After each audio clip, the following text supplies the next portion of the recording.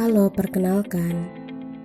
Kami dari kelompok 12 dengan nama anggota Indah Ligar NPM 0371171137 dan Rizky Nursyaadah NPM 0371171142. Kami dari program studi pendidikan guru sekolah dasar Universitas Pakuan.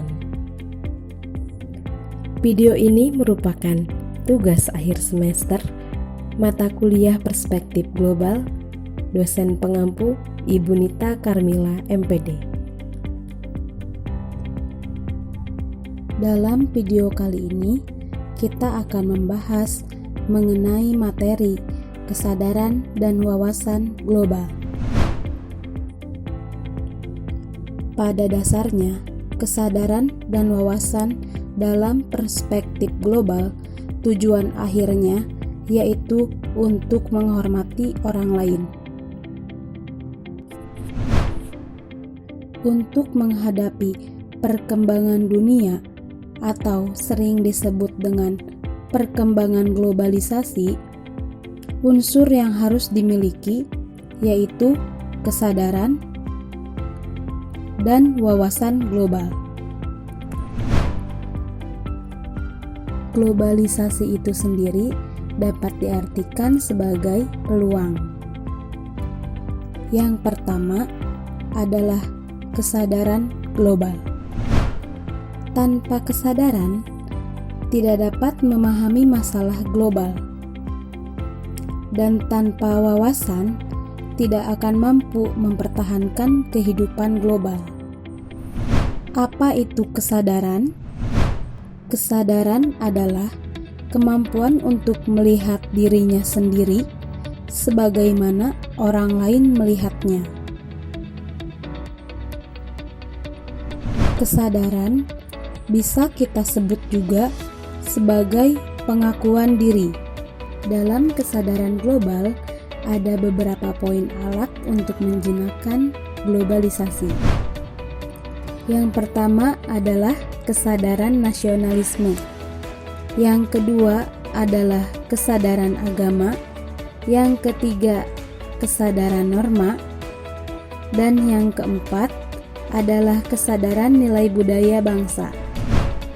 Kesadaran nasionalisme yaitu paham yang menciptakan dan mempertahankan kedaulatan sebuah negara dengan mewujudkan suatu konsep identitas bersama untuk sekelompok manusia yang mempunyai tujuan atau cita-cita yang sama dalam mewujudkan kepentingan nasional.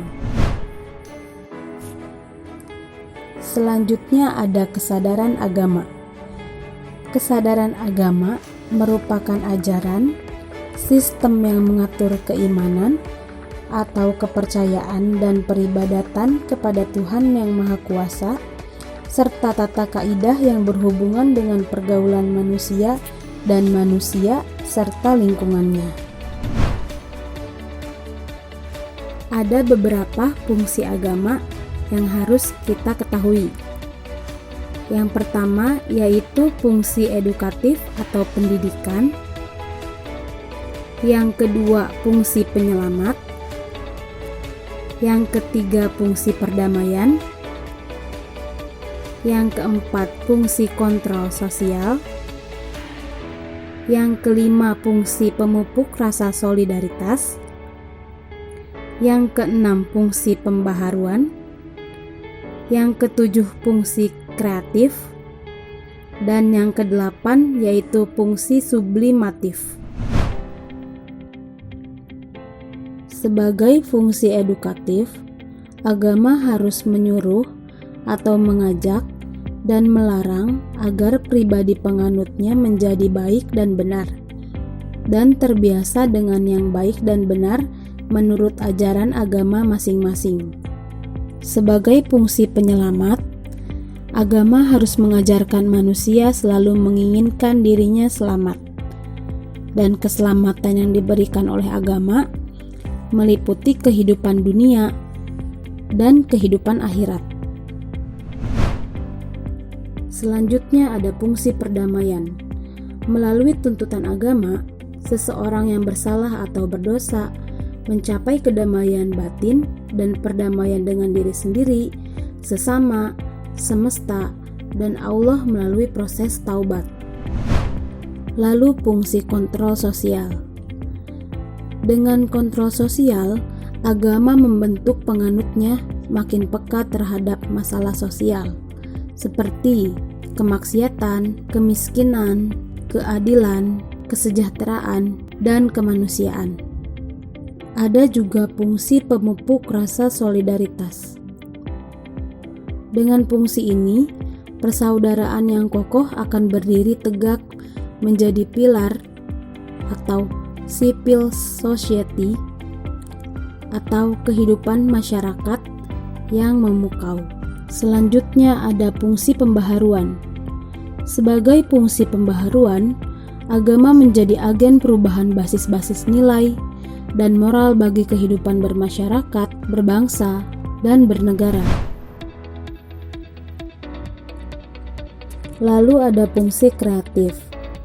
Fungsi kreatif ini berhubungan dengan fungsi pembaharuan, yaitu untuk mengajak umat beragama bekerja produktif dan inovatif, bukan hanya bagi diri sendiri, tetapi juga bagi orang lain. Yang terakhir ada fungsi sublimatif. Fungsi ini bersifat perubahan emosi. Usaha manusia selama tidak bertentangan dengan norma-norma agama, bila dilakukan atas niat yang tulus, karena untuk Allah itu adalah ibadah. Ini yang disebut dengan fungsi sublimatif. Yang berikutnya ada kesadaran norma. Kesadaran norma yaitu aturan atau ketentuan yang mengikat warga, kelompok, dan masyarakat, dipakai sebagai panduan, tatanan, dan pengendalian tingkah laku yang sesuai dan diterima, yang artinya setiap warga masyarakat harus menaati peraturan yang berlaku. Lebih singkatnya, apa itu norma? Norma yaitu seluruh kaidah atau peraturan yang diterapkan melalui lingkungan sosialnya. Ada beberapa jenis norma. Yang pertama ada norma agama, norma kesusilaan, norma kesopanan, norma kebiasaan atau habit, dan norma hukum. Yang terakhir yaitu kesadaran budaya. Di dalam kesadaran budaya ada beberapa poin yang harus diingat. Di antaranya yaitu yang pertama, kebudayaan terwujud dan tersalurkan dari perilaku manusia. Poin yang kedua, kebudayaan ada sebelum generasi lahir dan kebudayaan itu tidak dapat hilang setelah generasi tidak ada. Yang ketiga, kebudayaan diperlukan manusia dan diwujudkan dalam tingkah lakunya. Dan yang keempat, kebudayaan mencakup aturan-aturan yang memberikan kewajiban-kewajiban. Ada beberapa unsur kebudayaan. Yang pertama yaitu mata pencaharian hidup, yang kedua sistem religi, yang ketiga ilmu pengetahuan, yang keempat bahasa dan kesenian, yang kelima sistem organisasi kemasyarakatan, dan yang keenam yaitu peralatan dan teknologi. Kebudayaan juga memiliki sifat-sifat kebudayaan, yaitu kebudayaan bersifat dinamis, kebudayaan bersifat integratif, kebudayaan bersifat etnosentris, kebudayaan bersifat universal, kebudayaan bersifat akulturasi, dan kebudayaan bersifat adaptif. Selain itu, kebudayaan juga memiliki aspek-aspek di dalamnya. Di antaranya yaitu aspek kesenian, aspek bahasa, aspek adat istiadat, aspek budaya daerah, dan aspek budaya nasional. Nah, itu merupakan kesadaran yang harus kita ketahui untuk menghadapi era globalisasi. Selanjutnya kita akan membahas tentang wawasan global. Cara efektif untuk meningkatkan wawasan global adalah dengan pendidikan. Melalui pendidikan, manusia dapat mengembangkan kemampuan mengantisipasi, mengerti dan mengatasi masalah, mengakomodasi perkembangan iptek, dan mengorientasikan sikap, nilai, dan wawasan.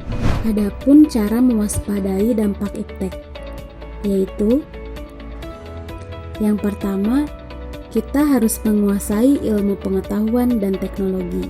Yang kedua, harus memahami pesan yang ada dalam informasi. Dan yang ketiga, kita harus bisa memanfaatkan pertemuan ilmiah untuk memahami informasi tersebut. Dalam video kali ini, mungkin cukup sekian materi yang dapat kami sampaikan. Alangkah lebih baiknya kita terus menggali informasi mengenai kesadaran dan wawasan global agar kita bisa menghadapi era globalisasi dengan cara yang lebih baik. Sekian video kali ini. Thanks for watching.